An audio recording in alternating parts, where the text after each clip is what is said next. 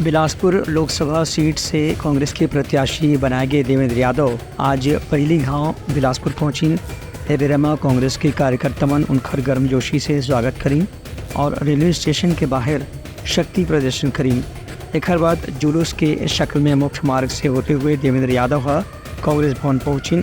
यहाँ BR यादव की प्रतिमा पर माल्यार्पण करी। हेबेरमा पत्रकार मंच से चर्चा कर देवेंद्र यादव और केंद्र सरकार की आलोचना करी और केंद्र की रेल सुविधा बढ़ाए के नाम में ज़्यादातर यात्री गाड़ी मंडला लेट लतीफ़ी के साथ में चलाए जाते। कांग्रेस के प्रत्याशी के रूप में, सांसद प्रत्याशी के रूप में यहाँ आने का मौका मिला है, ये मेरा लिए सौभाग्य की बात है। बिलासपुर के लोगों से, यहाँ के युवाओं से, समाज के वरिष्ठों से, सभी सम्मानित लोगों से बहुत पुराना नाता है, बहुत पुराने रिश्ते हैं। राजनीतिक कार्यों में हमेशा यहाँ पर आने का मौका मिला है।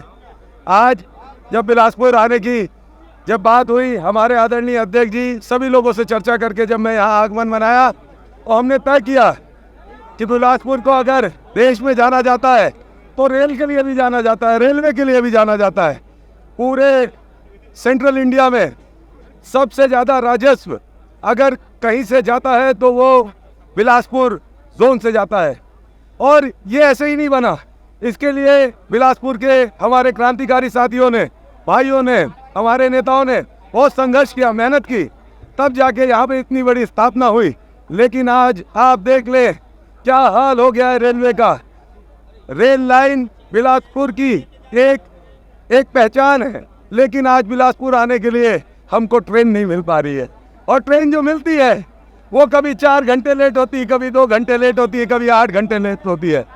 और आम आदमी पिछले 10 साल की भारतीय जनता पार्टी की सरकार में क्या फेस कर रहा है, हम ये रेलवे स्टेशन में और रेल में भी देख सकते हैं। उनकर कहना है कि ED के जो कार्रवाई उनकर खिलाफ करेंगे है वह राजनीति से प्रेरित है, खबर की उनका राजनीतिक भविष्य समाप्त करेंगे ही प्रयास विपक्षी दल मंडहार ले करे जाते।